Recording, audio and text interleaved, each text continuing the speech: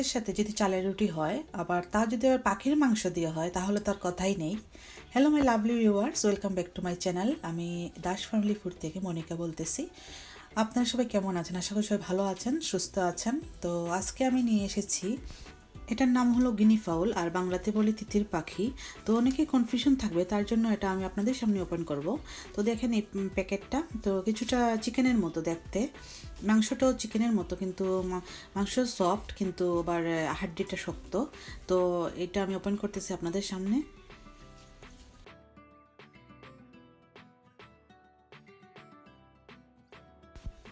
Normally আমরা যে পাখির মাংসটা আনি বাজার থেকে কিনে, এটা ছোটো আকারের হয়, বাট এটা মানে চিকেনের মতোই দেখতে। যেহেতু বড় আকারের পাখি, তিতির পাখি, তার সেহেতু এটা চিকেনের মতোই।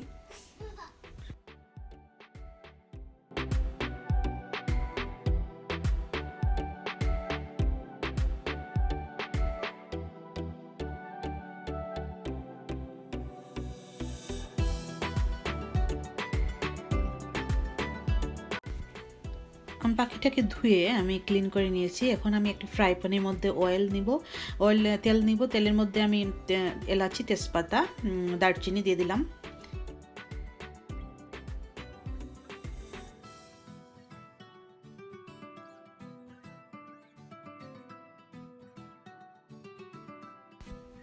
এখন আমি আস্ত জিরা দিয়ে দিলাম হাফ টিস্পুন।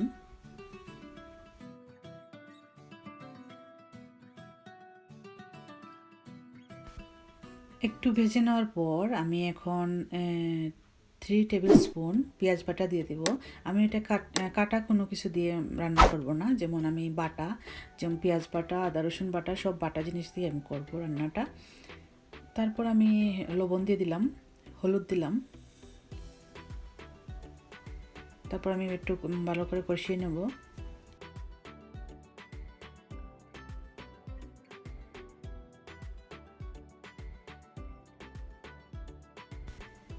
এখন আমি আদা রসুন একসাথে 1 টেবিল স্পুন দিয়ে দিলাম, আদা রসুন বাটা। এখন আমি আবারও কষাবো মশলাটাকে। আসলে মশলাটা যত কষাবেন তরকারিটা ততই স্বাদ হবে। তো এখন আমি একটা মিক্সড বানিয়ে রেখেছিলাম মশলার, যেমন 1 টিস্পুন জিরা পাউডার, 1 টিস্পুন ধনে পাউডার, 1 টিস্পুন মানে হাফ টিস্পুন মরিচ পাউডার, এগুলো মিক্সড করে রেখেছিলাম, মানে পানি দিয়ে ভিজিয়ে দিয়ে দিলাম। এখন আমি টমেটো পিউরি দিয়ে দিলাম হাফ কাপ, দিয়ে আবারও মশলাটাকে কষিয়ে নেব। তারপর আমি ধুয়ে রাখা পাখির মাংসটাকে দিয়ে দেব, এখানে দিয়ে ভালো করে কষিয়ে নেব।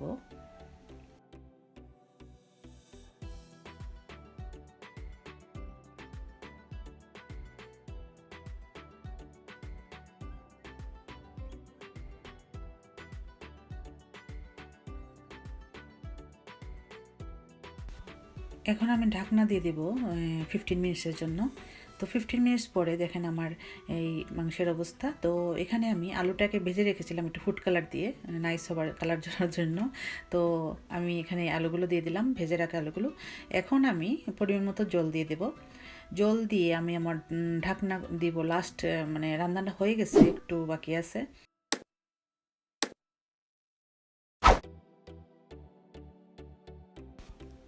তো আমি এখন আবার ঢাকনা দিয়ে দেব 10 মিনিটের জন্য। তো 10 মিনিট শেষে দেখেন আমার রান্নাটা রেডি। তো হয়ে গেল আমার পাখির মাংস ভুনা, রেডি হয়ে গেল। তো আমি এখন চালের রুটিটাকে রেডি করব। তো আপনাদের সাথে শেয়ার করব আমি কিভাবে কি করব। তো এখানে আমি 2 কাপ, এই পরিমাণ 2 কাপ চালের গুঁড়া নিয়ে নিলাম, শুকনো চালের গুঁড়ো।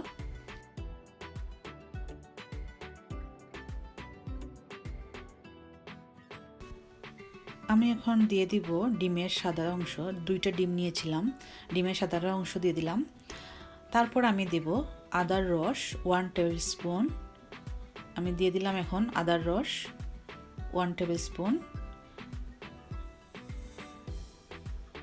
তারপর আমি পেঁয়াজ বাটা দিয়ে দেব 1 টিস্পুন। এগুলো দিলে একটু চালের গুঁড়োর রুটিটা একটু ভালো হয় খেতে। তো আমি এখন গরম জল দিয়ে দিলাম এখানে 1 কাপ। একটু একটু করে জল দিবেন, একসাথে দিবেন না। তো পরিমাণ আপনি বুঝবেন যে পরিমাণটা পাতলা লিকুইড হবে এটা দোটা। তো আবার একটু পানি দিলাম আমি।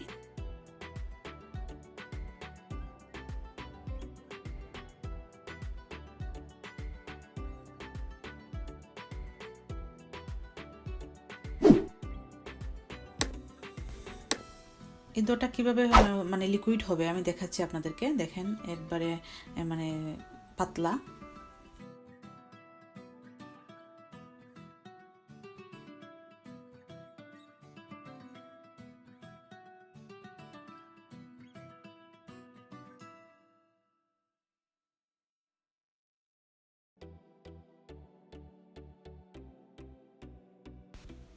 আসলে এটা আপনারা জানেন চালের গুঁড়ির রুটি কীভাবে করতে হয়, একদম ইজি। তো আমি একটু ডিফারেন্ট ওয়েতে আপনারা দেখে দিলাম যে কী কী আমি ইউজ করলাম, এটাই আর কিছু না। তো এইভাবে আমি দিব আর একটু রাউন্ড শেপ করে ঢেকে দিব। দেখেন আমার রুটি রেডি। তো আমি এটাকে ভাজ করে নেব এখন।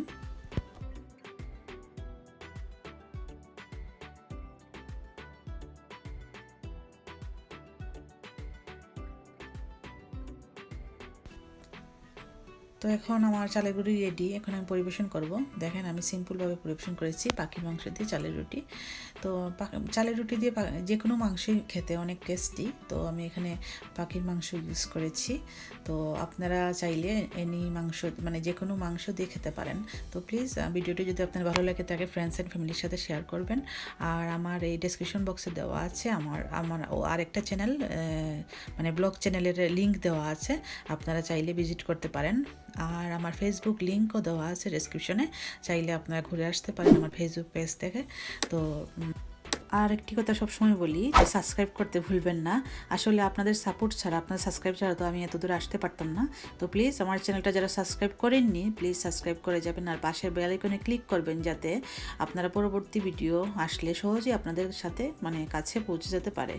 আর সাবস্ক্রাইব যারা করেছেন তাদেরকে অসংখ্য ধন্যবাদ সাবস্ক্রাইব করার জন্য। আর সবসময় আমার পাশে আছেন আমি জানি। তো থ্যাংক ইউ সবাইকে আমার পাশে থাকার জন্য, আমাকে সাপোর্ট করার জন্য। তো সবাই ভালো থাকবেন সবাই, আর সুস্থ থাকবেন। Bye bye everyone.